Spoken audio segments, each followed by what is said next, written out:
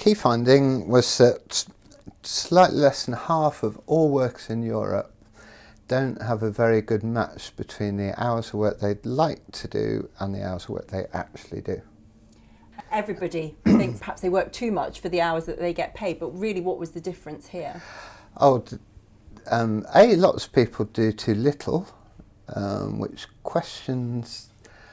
So part-time working is often seen to be a great thing to allow students, young people, people returning to the labour market a pathway in.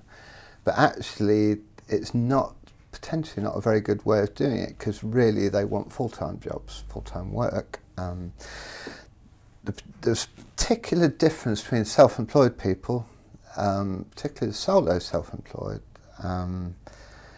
who work much longer hours than their waged equivalent. So you're working a lot longer hours, and in fact pay on average is slightly lower.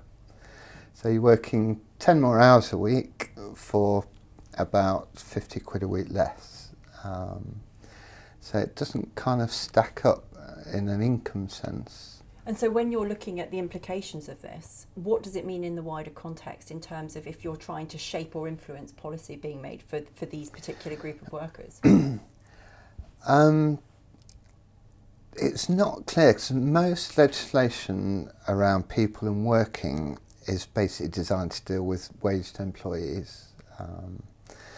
And it's whether, given that lots of self-employed people are in fact subcontractors or freelance, they work to firms, whether they're simply being used to take up the slack when the wage worker's gone home on Friday afternoon to fill in extra hours around that, and they don't appear to get remunerated to do that.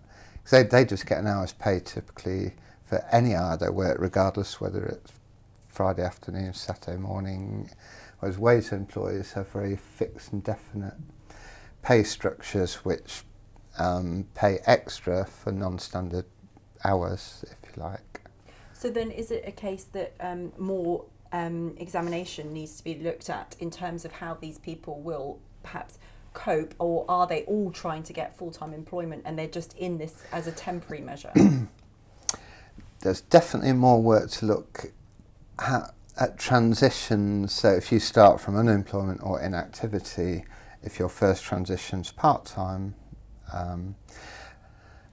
how many people then go on to realise a full-time job, be that as self-employed to build up a little business from part-time to full-time, or if you're in the wage sector, how many people actually turn that into a full-time job, or whether it's just an imperfect way of just doing something which is not unemployment.